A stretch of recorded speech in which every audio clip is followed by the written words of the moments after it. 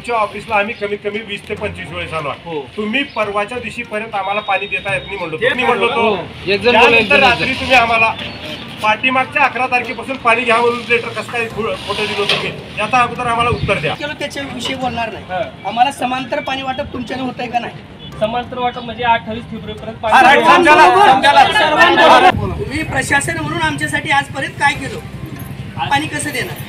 28 February का आपण 28 February तुमच्याकडे पाणी उपलब्ध नाही का? संस्थेला आहे, बस आहे का नाही? संस्थेला आम्ही कुठून बाहेरून पडलो का?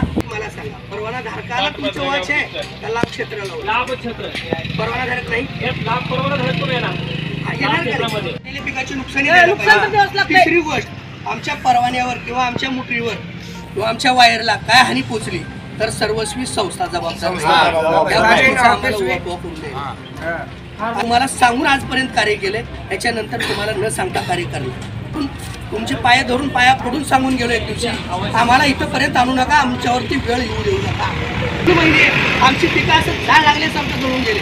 तुम्ही आज घेऊन बघा, तुमच्या तलावात जर 70% 75% पाणी असेल शिल्लक राहिलं तर त्याचं काय करणार? फेब्रुवारी बरोबर आहे सर्वांसाठी 28 फेब्रुवारी का फक्त वडगाव पांढरीसाठी 28 फेब्रुवारी आहे? तुमचं ऐका सर्वांसाठी आणि सगळं ऐका।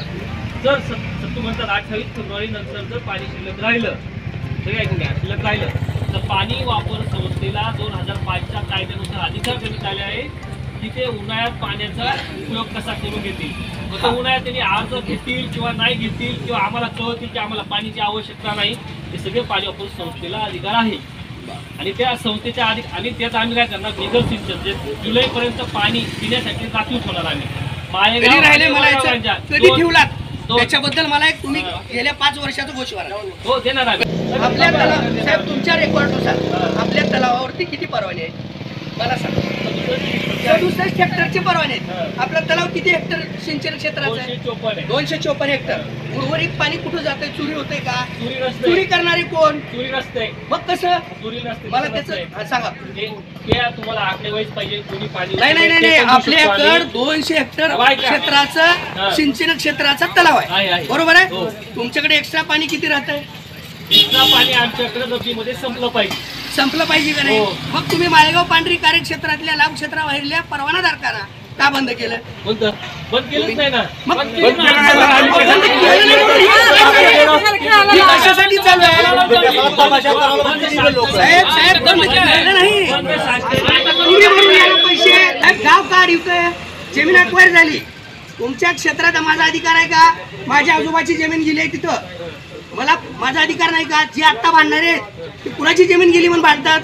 त्यांच्या बापाची, त्यांच्या आज्याची।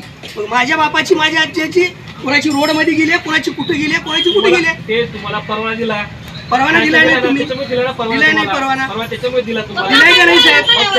मग अडवलं कसं? तुम्ही अडवलं कसं?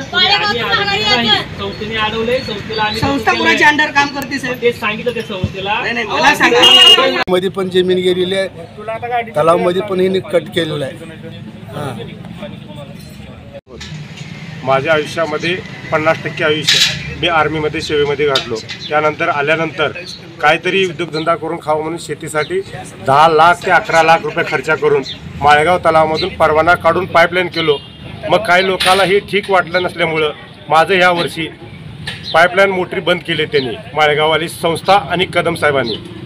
त्यामुळं यावरती माझे ह्या वर्षी झालेले नुकसान, याच्यानंतर नुकसान भरपाईच्या नंतर पाणी वापर जे आहे समांतर भेटलं पाहिजे संस्थेवाल्याला, माळेगाववाल्याला आणि पांढरीवाली आणि वडगाववाल्याला। हे आमच्या सध्याच्याला मागणी आहे की पाणी उपसा करण्यास पूर्ण संमती मिळावी आम्हाला आणि पाणी उपसा करण्यासाठी समांतर परवानगी राहावी माळेगाव, वडगाव आणि पांढरीसाठी। आणि ह्या चालू संस्थेमध्ये पाणी संस्था वापरमध्ये आम्हाला सदस्य म्हणून घ्यावे, नसेल तर ही पाणी संस्था आम्हाला मंजूर नाही आहे।